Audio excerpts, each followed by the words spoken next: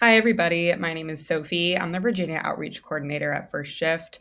Today, in this video, we're going to be talking a little bit about pregnancy accommodations, specifically in the state of Virginia. So, what you're entitled to as a pregnant person in the workplace.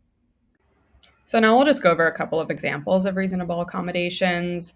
They could look like longer or more frequent breaks, seating, a temporary transfer to a less strenuous position, a modified work schedule, refraining from heavy lifting, relocation of work area, or even unpaid time off. And again, these are just a list of examples, and your specific needs may grant you a different accommodation.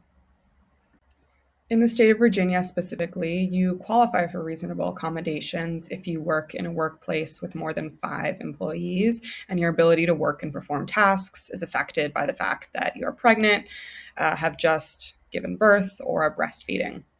Related medical conditions, including postpartum depression, are also covered. During the process of requesting an accommodation, your employer isn't required to accept any and all accommodation that you request, but they are required to engage in a timely, good faith, and interactive process with you. And First Shift is here to help as a resource if you need guidance on drafting emails or instruction on what kinds of language to use with your employer. So, lastly, before we wrap up, there are 2 key things to know when requesting and using accommodations in the workplace. The first is that your employer is prohibited from firing you because you use or request a reasonable accommodation. The second is that your employer must reinstate you to your original job or an equivalent position when you no longer need a given accommodation.